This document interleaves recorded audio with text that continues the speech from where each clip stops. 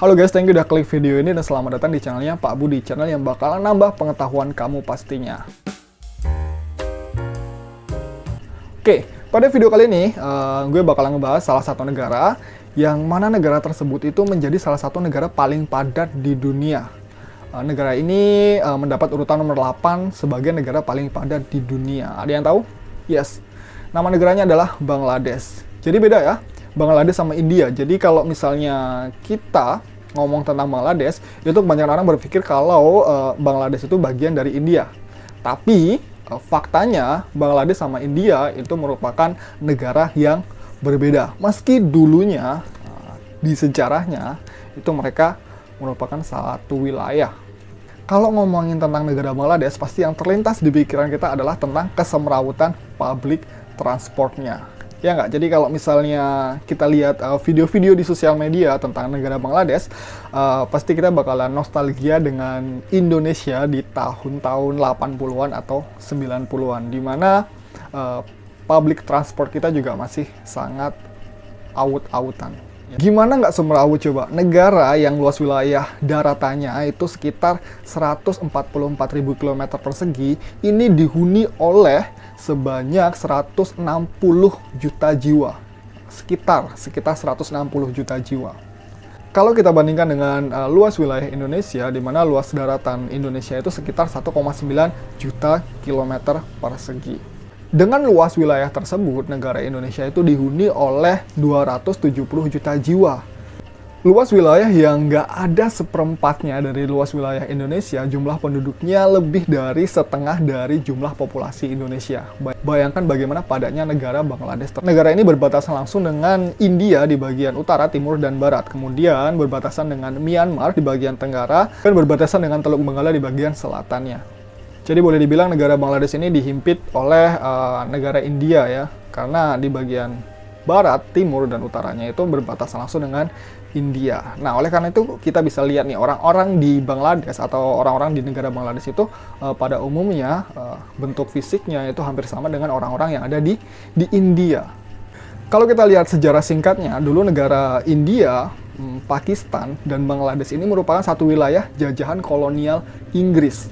Nah, jadi mereka itu sama-sama dijajah oleh Inggris. Kemudian di tahun 1947, India dan Pakistan itu merdeka. Nah, mereka sepakat untuk memisahkan diri. Yang tadinya itu mereka satu jajahan atau satu wilayah di mana mereka sama-sama dijajah oleh Inggris. Setelah merdeka, mereka memisahkan diri antara Pakistan dan India. Pemisahan tersebut dipicu oleh perbedaan bahasa, agama, dan etnis. Pada tahun 1947, disahkanlah sebuah undang-undang yang mengatur tentang pemisahan antara India dan Pakistan tersebut yang dikenal dengan Mountbatten Plan. Undang-undang ini menyatakan bahwa negara Pakistan merupakan negara-negara yang wilayahnya itu didominasi oleh umat Muslim, sedangkan negara India itu dibentuk dari wilayah-wilayah yang notabene atau kebanyakan masyarakatnya itu memeluk agama Hindu. Negara Bangladesh yang masih bernama Bengal Timur bergabung dengan negara Pakistan. Jadi pada awalnya negara Bangladesh ini berada dalam satu pemerintahan dengan negara Pakistan. Karena buruknya pemerintahan Pakistan di bagian Bengal Timur, kemudian muncullah pihak-pihak yang ingin memerdekakan diri dari negara Pakistan. Kemudian pada tahun 1971, negara Bangladesh ini mendeklarasikan diri untuk merdeka. Dan negara tersebut resmi menjadi negara sendiri yang terpisah dari negara Pakistan.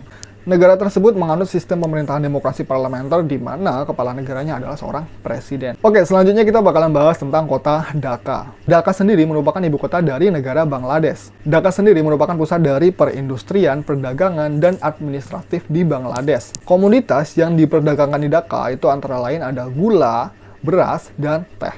Sedangkan di bagian manufakturnya itu memproduksi tekstil, kemudian kerajinan tangan, dan lain sebagainya.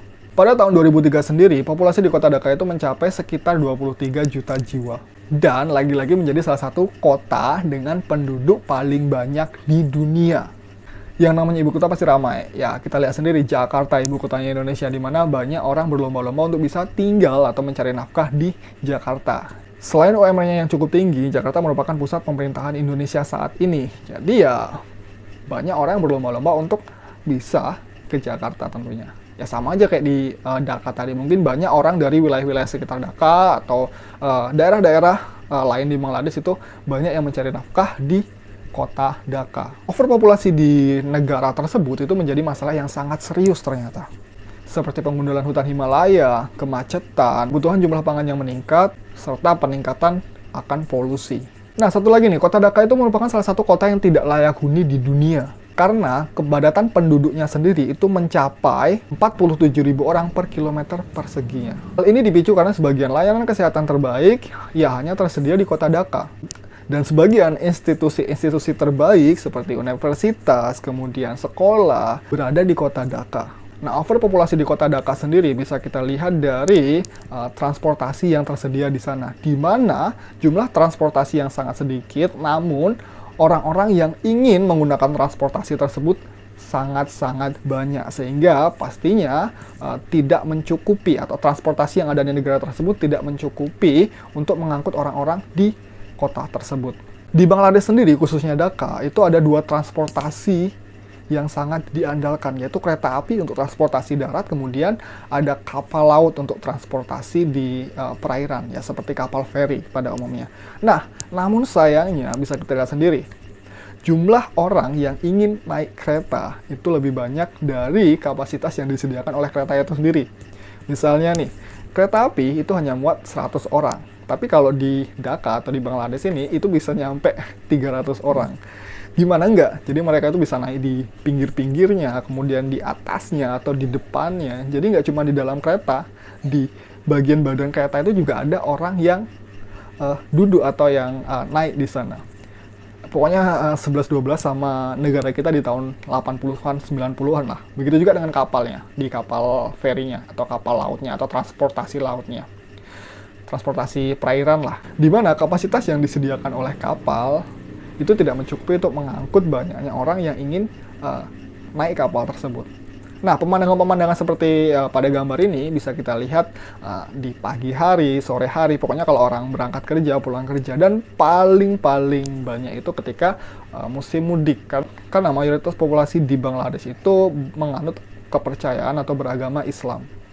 Karena banyaknya orang atau banyaknya populasi yang ada di Bangladesh, itu pemerintah itu sebenarnya sudah menyediakan lapangan pekerjaan. Tapi lapangan pekerjaan yang disediakan oleh pemerintah itu tidak bisa mengcover atau tidak mencukupi untuk masyarakat Bangladesh. Sehingga banyak dari masyarakat Bangladesh itu pergi untuk kerja di negara lain. Atau kalau di Indonesia kita sebut sebagai TKI lah, tenaga kerja Indonesia. Berarti kalau di sana tenaga kerja negara Bangladesh. Jadi mereka itu kerja di negara-negara lain menjadi buruh, ya seperti pembantu atau buruh kasar lah intinya. Nah, yang mengerikan lagi dari overpopulasi di Bangladesh ini adalah banyaknya human trafficking atau penjualan manusia dan juga prostitusi. Serem nggak? Menurut laporan dari Departemen Negara di Amerika tentang trafficking in person, Bangladesh diperkirakan sebagai sumber transit dan tujuan bagi perdagangan manusia atau human trafficking. Kebanyakan masyarakat Bangladesh yang menjadi korban dari human trafficking ini adalah anak-anak dan wanita yang berasal dari keluarga miskin. Mereka seringkali dipaksa untuk bekerja di sektor-sektor kasar seperti buruh pabrik, pekerja rumah tangga, di bidang pertanian, dan di industri seks. Seperti yang gue bilang tadi, kalau di Bangladesh itu prostitusinya cukup tinggi.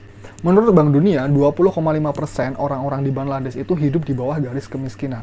Data ini diambil pada tahun 2020.